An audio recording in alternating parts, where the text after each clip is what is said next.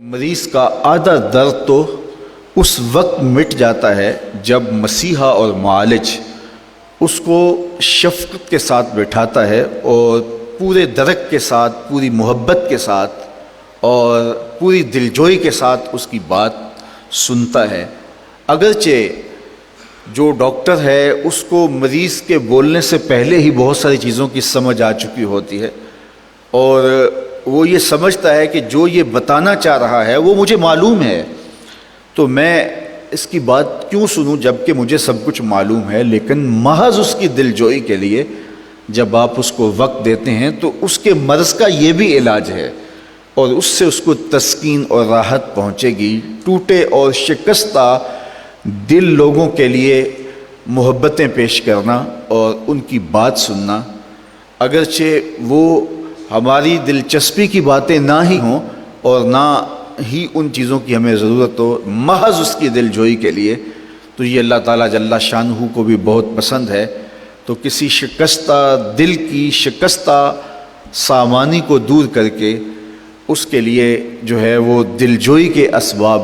اللہ تعالیٰ کی رحمتوں کے خاص سبب ہیں۔ میرے اور آپ کے آقا و مولا کی سیرت کے جتنے بھی ابواب ہیں آپ ان کو دیکھ لیجئے، آپ کو نمایاں طور پہ یہ بات ملے گی کہ حضور علیہ الصلوۃ والسلام نے دکھی، لاچار اور وہ لوگ جن کا کوئی پرسان حال نہیں تھا ان کے سروں پہ شفقت کا ہاتھ رکھا۔ انسانی زندگی کے اندر ایمان، محبت اور احساس،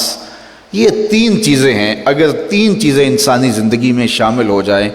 تو پھر وہ زندگی کا جمال حاصل کر لیتا ہے اور زندگی کا نور پا لیتا ہے۔ اور اگر زندگی میں احساس، محبت اور ایمان کی دولت نہیں ہے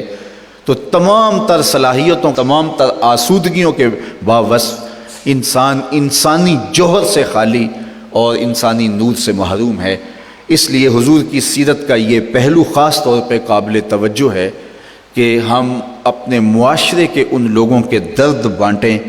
جو بیچارے ناآسودہ ہیں، جو دکھی ہیں۔ بعض اوقات میرے اور آپ کے دو بول کسی کے دکھ کو مٹا دیتے ہیں اور کسی کی تکلیف کو، غم کو غلط کر دیتے ہیں، تو ہمارے دو بول بولنے سے، ہمارے لہجے کی نرمی سے، ہماری دلجوئی سے اس کی آدھی بیماری ختم ہو جاتی ہے اور اس کے دکھوں کا مداوع ہو جاتا ہے۔ اس کائنات کے اندر پھیلے ہوئے دکھوں کو ہم سمیٹ نہیں سکتے، لیکن ایک دکھ ہوتا ہے، بیماری ہوتی ہے، ایک اس کی تلخی اور